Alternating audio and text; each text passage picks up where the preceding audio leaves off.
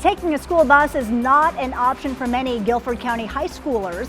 An alternative, taking a free city bus. Going downtown, having to get a transfer, it's that extra step. This is the district's solution to handle a school bus driver shortage. Parents react to day one. This plan for high school students in Greensboro and High Point will be in place for 2 weeks. But what happens if the driver shortage stretches beyond that time? We have team coverage tonight. Thousands forced to adjust their plans because of Guilford County Schools' bus driver shortage. Parents, teachers, students, and staff making changes after COVID got many drivers sick. Today was the first day that many Guilford County students didn't get on their normal yellow school bus. Instead, some got on public transportation as COVID cases continue to rise all across the Triad, the state, and the country. WFMY News 2's Jenna Kurzina joins us live now at the bus depot in downtown Greensboro. Jenna, you spoke with GTA about how the day went. Yeah, Julie, students that ride the bus are used to being at a bus stop, but now they can find themselves here at the downtown Greensboro bus depot. It's fairly busy, and now we're adding students into the mix here. And there's also this addition showing students, depending on which high school they go to, what routes they need to take. But I spoke with both GTA and GCS officials today, saying that they are very pleased with how everything has been going and that about 70 students took the city buses this morning. Now, parents still have a lot of questions like why this is happening. Guilford County Schools says the bus driver shortage worsened as COVID cases increasing. According to GCS website, there are around 70 bus driver openings. GCS isn't the only ones facing staffing shortages. Greensboro Transit Authority is also feeling it.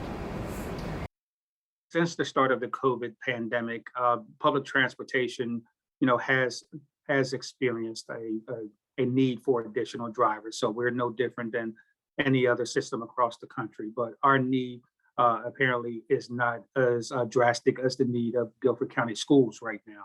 So we're able to use our existing infrastructure to provide assistance to them. We're very pleased with how it went. We want to continue that. Now, I will say that some of our schools are on a separate schedule week because it's a testing week. So the real test will be next week when we have more students riding the bus. The city bus system also wants to remind parents that drivers realize they have precious cargo on board and safety should not be a concern.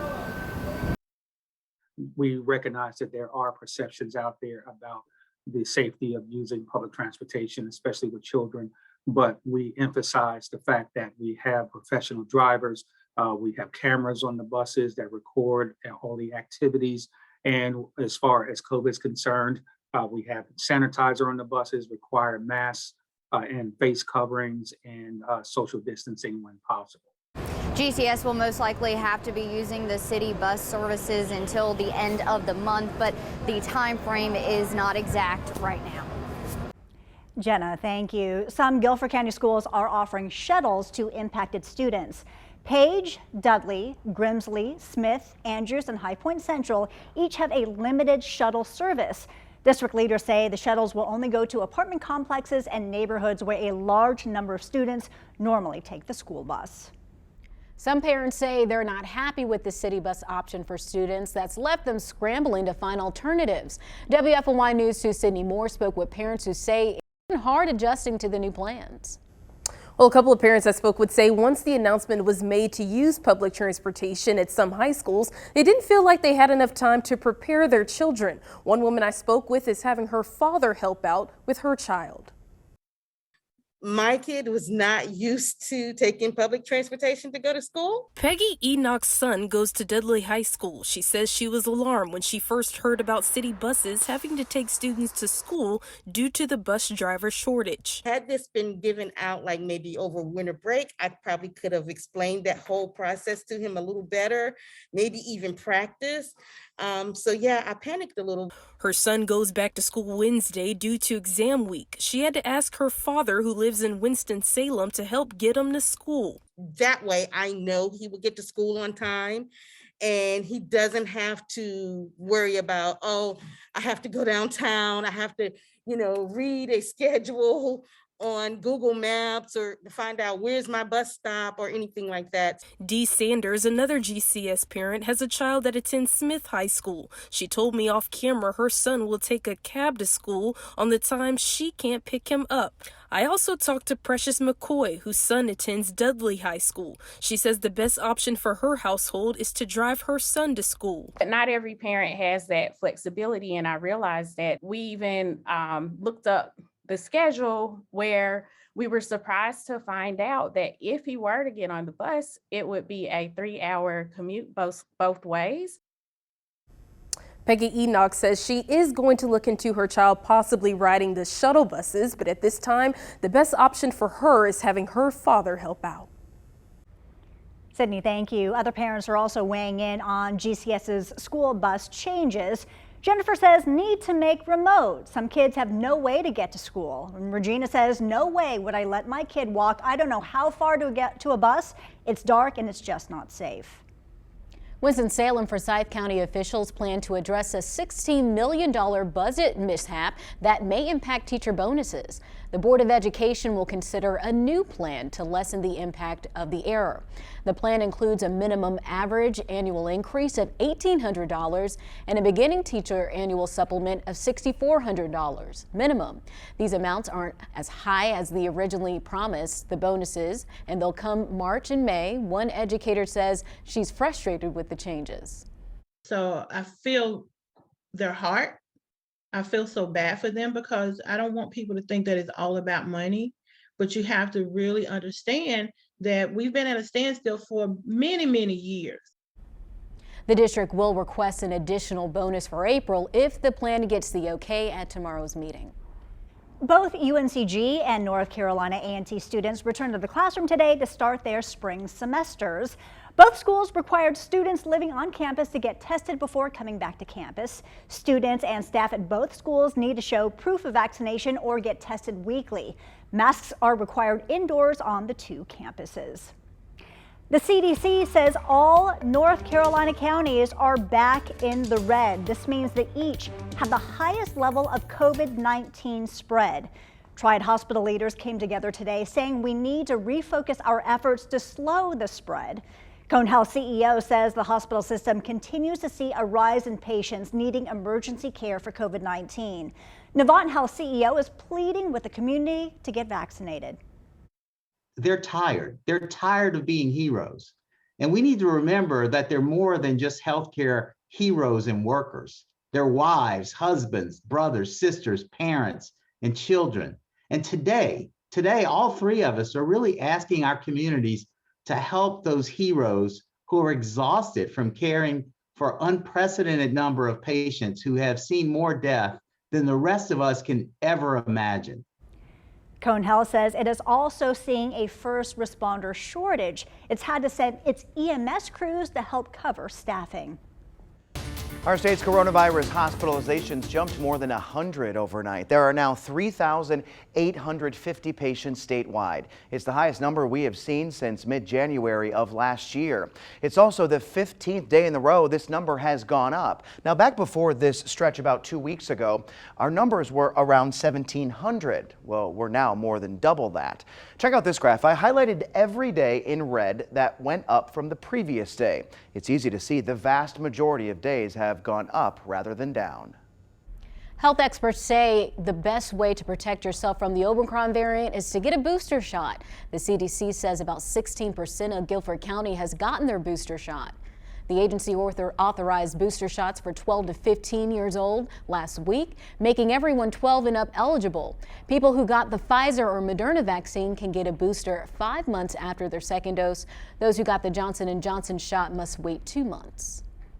The Guilford County Board of Commissioners will make a decision about possibly reinstating a mask mandate later on this week. Last week, the commission chairman issued a mask requirement, but it only applies for unincorporated areas of the county, including Gibsonville, Sedalia, Pleasant Garden, and Jamestown. Greensboro and High Point are not included right now, but masks are required in Greensboro city buildings. If commissioners approve a mandate this Thursday, the mask requirement would apply to the entire county, including Greensboro and High Point. People continue scrambling, trying to find COVID-19 tests. Some are trying to capitalize on your confusion. Either they're charging absurd prices and they're trying to sell you fake tests. Hear how to protect yourself in about 6 minutes. Winston-Salem police are looking for the shooter who killed a man early this morning. Officers found 33-year-old Victor Hardy on North Patterson Avenue at about 3:30 a.m. He died on the scene. Police have not yet released what led up to the shooting or information about a suspect. This is Winston-Salem's first homicide of 2022. Winston-Salem police will hold a second gun buyback event. People can bring unused or unwanted guns to the Winston-Salem Fairgrounds midway on Saturday between 9 a.m. until 1 p.m. You can get between $100 to $200 depending on the type of gun. Back in November, police collected nearly 370 guns during their first buyback event.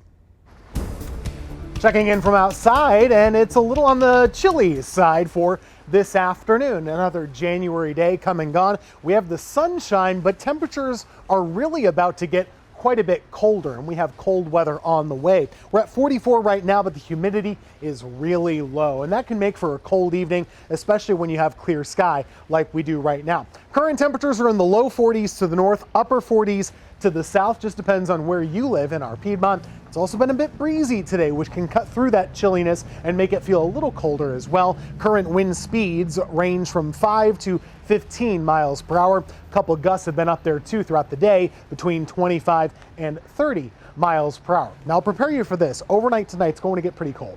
So tomorrow morning will be a bundle up kind of a day. Low temperatures in the mid 20s and low 20s. It'll feel more like the teens. So we have that wind chill factor to deal with yet again. There's the plan for Tuesday. All sun. You will not find a cloud in the Piedmont tomorrow. Temperatures are cold early on, and they're cold to finish too. We're only topping out in the upper 30s for tomorrow. Now, throughout the week, we're going to be tracking a system that may develop in the Carolinas as early as this weekend. Coming up in a few minutes, I'll show you some different computer models that have me thinking the potential is growing that we could have winter weather in North Carolina. Former American Idol contestant and North Carolina resident Clay Aiken says he plans to run for Congress. He announced his plans to run for the 6th Congressional District. Right now, candidate filing is on pause as the Supreme Court hears arguments about North Carolina congressional maps. Aiken previously ran for office, losing out to a Republican incumbent back in 2014 when he ran for what was then the state's 2nd district seat. The nation is mourning the loss of Bob Saget, best known for playing Danny Tanner on Full House. The actor, comedian, and TV host was found dead in a hotel room in Orlando, Florida yesterday. He was in town while on a stand-up comedy tour. The Orange County Sheriff's Office says there were no signs of foul play or drug use, and his hotel room was in order. An autopsy could take months to complete. Bob Saget was 65 years old.